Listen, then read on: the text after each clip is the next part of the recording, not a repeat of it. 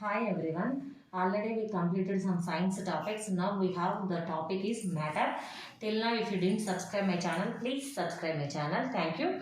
So matter. Matter means whatever the substances every day we are using or whatever the substances we have, that all called as matter. So this matter we can take into three different types: solids, liquids and gases. Solids, we can know that the distance between particles is very less. Particles are with one another. They are in contact, always in contact. So distance between particles is very less. If you go for liquids, distance between particles is some more when comparing with solids.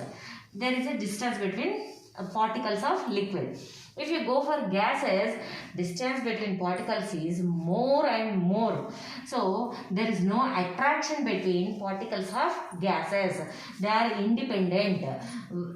They move freely. Here liquids, they have attractions between the particles, but the particles distance between particles is more. Here attraction is more and distance between particles is very less. These are called solids. Here these solids, if you go for solids have fixed shape. What a solid? This is a solid in cylindrical shape. If you take a phone, that is in rectangular shape. So those solids have fixed shape and their volume is also fixed. What is its volume? Always fixed. There is no change in its volume. But if you go for liquids, shape of container. So water, if you take in a glass, it contains the glass shape. If you take in a jar, it contains the shape of jar. If you take in bucket, shape of the bucket. So water has, not only water, any liquid has no definite shape. They have shape of the container. In which container you will take the liquid, that shape takes by the liquids. And gases also same. Gases also don't have any definite shape. In which container you are taking that gas, it attains the same shape. If you go for volume, liquids have same value. If you take 1 liter water in a glass or in a bucket or in a bottle, it is 1 liter only. Volume is fixed for liquids. But if you go for gases, not fixed volume. Volume is also not fixed. Why? Because we can compress that air. So in a balloon, we can take very little amount of air, or in that same balloon, we can take a more amount of air. So gases has not fixed volume. This is important. Solids fixed shape, fixed volume. Liquids not fixed shape but fixed volume. Gases not fixed shape, not fixed volume also.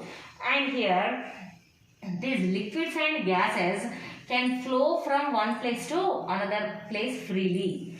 Liquids and gases can flow from one place to another place. So which can flow from one place to another place are called as fluids. So liquids and gases combinedly called as fluids. So gases, CNG, compressed natural gas. We can observe automobiles. In autos, they are filling except petrol or diesel. Nowadays, they are using CNG, compressed natural gas, and LPG, liquefied petroleum gas. We are using in our home to cooking. LPG. These are gases have no fixed volume and no fixed shape. Next, diffusion. Diffusion means the movement of a liquid or gas from higher concentration area to lower concentration area is called diffusion. So movement and total whatever it is called is total until evenly distributed. So total liquid or gas, total higher concentration to lower concentration to evenly distribute, that is called diffusion. So solids, liquids, gases diffuse into liquids. Next, gases diffuse into again gases also. Solids, liquids, gases, these three can diffuse into liquids, and gases can diffuse into gases also. Means gases can diffuse into liquids and gases. If you take coconut oil actually it is in liquid state.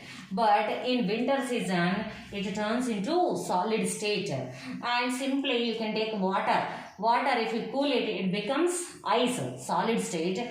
Water is liquid state. If you heat water, it becomes vapor, which is in gaseous state. Means only water can change into solid state, liquid state, gaseous state. So every matter on this earth can change from one state to another state. Solid to liquid, liquid to solid, solid to gas, any state. So any matter can change its state. If you take camphor means arathi billalu. Camphor, if you take solid, so simply solid directly converts into gas.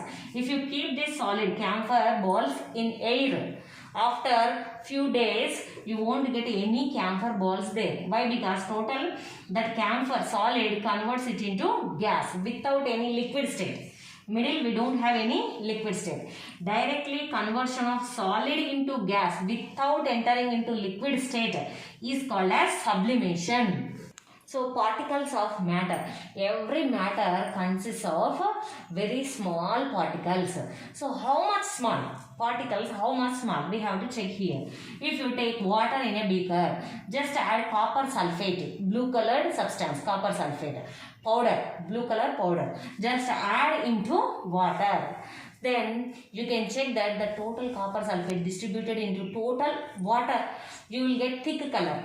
Then add more water in this. Again add more water. Then you will get a light blue color. Again add more water. Then you will get light and light blue color.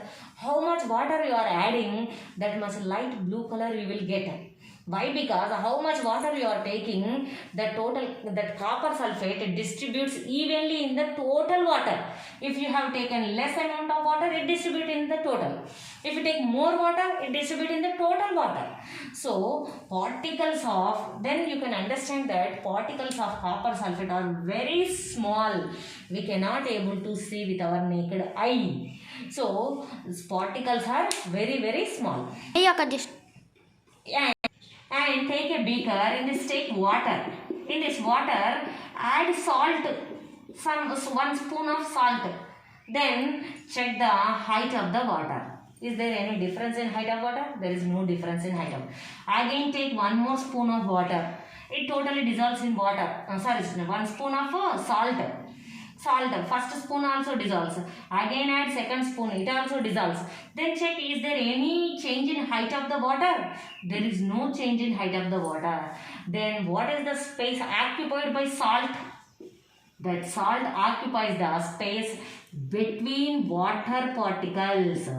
So there is a space between water particles. From this we can say that water, any liquid particles, they have space between their particles. The salt particles occupies the space which is between water particles. If running water, tap water is running, then just try to keep your finger in between the water. Can you separate the water? There is a attraction between water particles. And take another any nail, iron nail, keep in between water stream. Water tap దగ్గర పెట్టేసండి, in water stream. Then you cannot stop the water attracting each other. Every particle attracts each other. Not only the water, if you take solid or liquid, there exists attraction between particles. So due to that attraction, solids and liquids, total liquid stays at a place. But in gases, there is no attraction. There is no attraction in gas particles. That's why like oxygen, carbon dioxide, nitrogen gas in this air distributes total this atmosphere. There is no attraction. When comparing with solids, liquids and gases, gases can diffuse more. Gases can diffuse more than liquids than solids. So diffusion of gases is more than less liquids and very less in solids. Diffusion. Again this matter we can divide into two parts like pure substances and mixtures. Pure substances means we have to get only one substance. Whatever that substance, we have to get only one. Oxygen means only oxygen. Nothing will be present in that. Gold means only gold. There is no adulteration. There is no adulteration in that. Only gold. For example, pure gold biscuit. Gold biscuit means we have only gold. Nothing, no element will be present in it. But if you take ornament gold, this ornament gold always mixed with some amount of copper. So, gold and copper. Then this is not pure gold. We can say this is not pure substance. Ornament gold is not pure. But if you take pure gold biscuit, that is pure. If you have only one substance, then only we call it as pure. Then mixture. Mixture means more than one substances togetherly is called as mixture. Simply we can say ornament gold, mixture of gold and copper. And simply in your kitchen, if you take any two seeds, so jeera and fenugreek, జీలకర్ర మెంతులు రెండు mix అయిపోయినది, jeera and fenugreek, that is also a mixture. And if you take anything, cool drinks also mixture. If you add lemonade, lemonade means lemon juice, will take lemon juice, sugar, water, salt, mixture of all these will get lemonade. Sharbat, we call it as sharbat. So lemonade is also a mixture. If we have more than one substance, then that is called as mixture. Mixture means mixture is combination of two or more components that are not chemically combined. This is very important. Not chemically combined. So in lemonade we added water, sugar and lemon juice, but their properties remains same. There is no new compound formed between lemon juice and sugar. There is no reaction between lemon juice and sugar and water.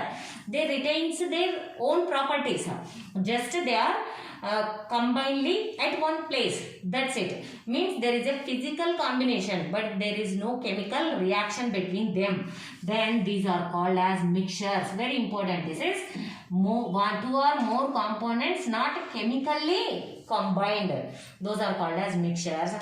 And these mixtures are again two types: homogeneous mixtures and heterogeneous mixtures. Homogeneous mixtures means one component should uniformly distributed into another compound.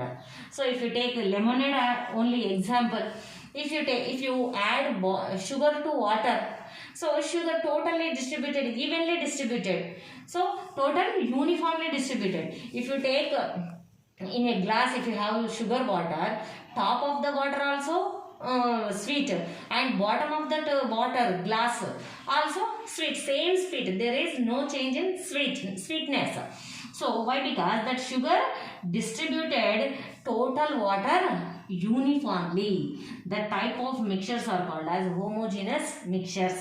Next, heterogeneous mixtures, non-uniform distribution. So if you add water to naphthalene cannot distribute uniformly in the water. If you add naphthalene to water, naphthalene cannot distribute uniformly. It distributes in it, but not uniform. At some place you may have more naphthalene, and at some place you may have less naphthalene, like that. So this type of mixtures are called as heterogeneous mixtures. So solutions. Next, homogeneous mixture from which we cannot separate the components by filtration. Those only called as solutions. So solution is also a homogeneous mixture, but from that we cannot separate the components by filtration. If we cannot separate the components by filtration from homogeneous mixture, that homogeneous mixture is only called as solution. So in this solution, at least we have two components. One dissolved and another one dissolves the substance. One should dissolve in sugar in water. So water should dissolve the sugar, and sugar to dissolve in water. So two substances, at least two components we need to form a solution. So the substance which is dissolved or in less quantity is called as solute. Means sugar in water. Sugar is in less quantity. It is dissolved in water. So less quantity or which is dissolved, that is called as solute. And which dissolves another, means water dissolves sugar. So that water or more quantity, the component which is in more quantity, that is only called as solvent. So in solution we have two parts, solvent and solute. How the solution is? In solution, solute particles are very small. We cannot visible by naked eye. Very, very small. We cannot visible by naked eye. Means if you add sugar to water, that sugar totally dissolves in water. We cannot able to see again those sugar particles with our naked eye. Very small particles. So they do not scatter beam of light. Means if you send light through that sugar water, that sugar in that sugar water cannot scatter the beam of light. That's why part of light is not visible. We cannot see the light, how it is passing through that sugar water. We cannot see. Next, solute particles do not settle down when undisturbed. If you without undisturbing, if you keep aside for some time, that sugar cannot settle down. It always dissolves in water only. So that is called solution. So in water you can add 1 spoon of sugar, it dissolves. You can add next 1 spoon, next 1 spoon. Up to one time, up to one quantity of sugar, that water can dissolve the sugar. After a certain point, that water cannot dissolve the sugar. That point, at which point the water is with enough sugar, means solvent is with enough solute, that is called saturated solution. If the solution has enough, means no more solute can dissolve in it again, then that is called saturated solution. And if we have less amount of solute in solvent, means if we add some more solute to that, it can dissolve, then that is called as unsaturated solution. And even when that sugar added to water, it after some time, after certain a point, it cannot dissolve in it, but by heating that sugar water, that sugar we can dissolve in water. That sugar can dissolve in water more after saturation point also.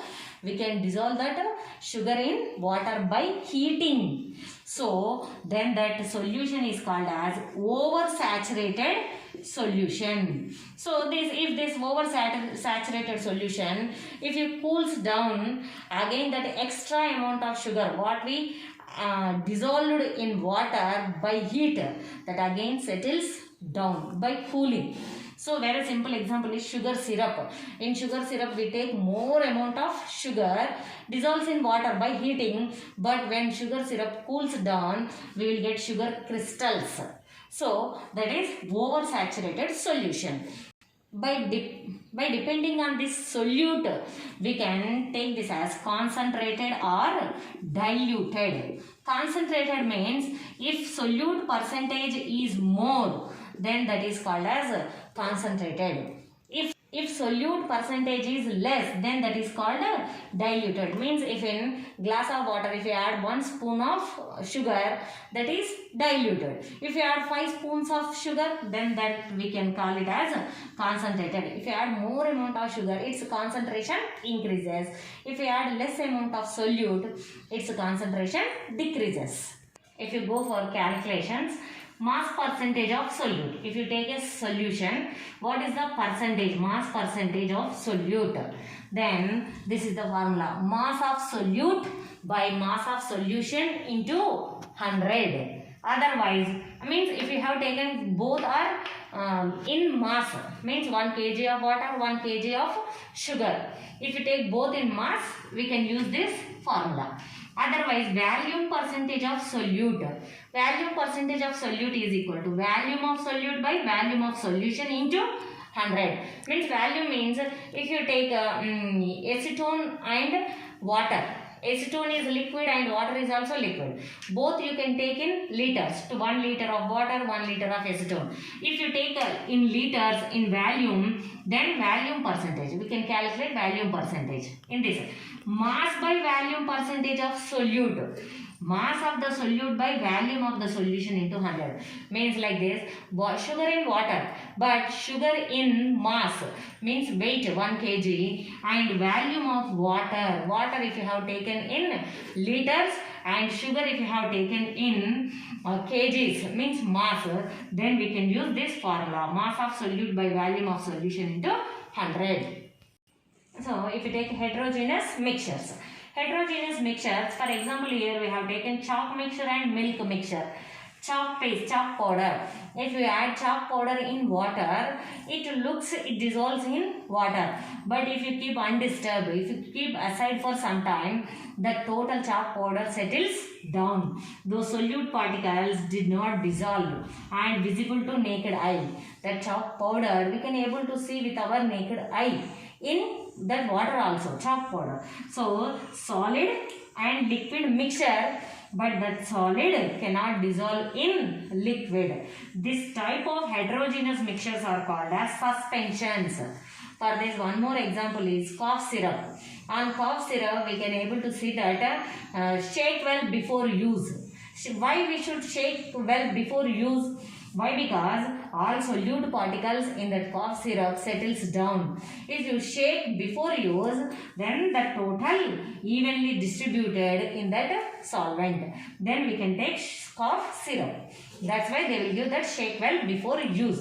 So cough syrup is an example of suspension. Next, milk mixture. Milk means not only one particle, one component. Milk means cholesterol particles in water. Cholesterol particles in water. The solute particles did not dissolve.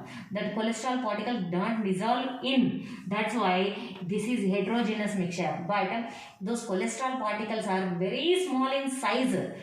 That's why we cannot visible to naked eye. We cannot see with our naked eye. That's why we think that milk is a homogeneous mixture.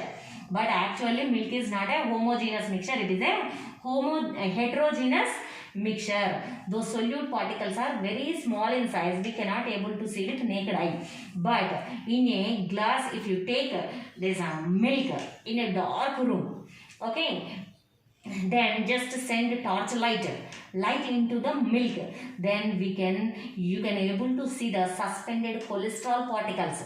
Cholesterol particles suspends వేలాడుతూ ఉంటాయి అన్నమాట milk glass లో. You can able to see that cholesterol particles in that milk. So the type of heterogeneous mixtures are called as colloids.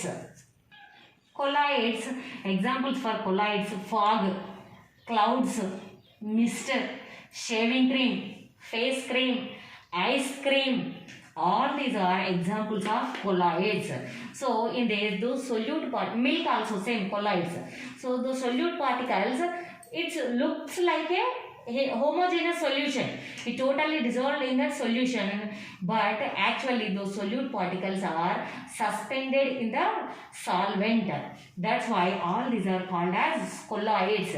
But those solute particles we cannot able to see with our naked eye. And in these colloids, if you undisturb the solution, heterogeneous solution, those solute particles cannot settle down like suspensions. In suspensions, if you keep undisturbed, total chalk powder settles down. But in milk, means in colloids, that solute particles cannot settle down when you undisturb also. They suspend in the solution, in solvent. So these all are the examples. And in these colloids, we take disperse phase and dispersion medium, except solvent and solute.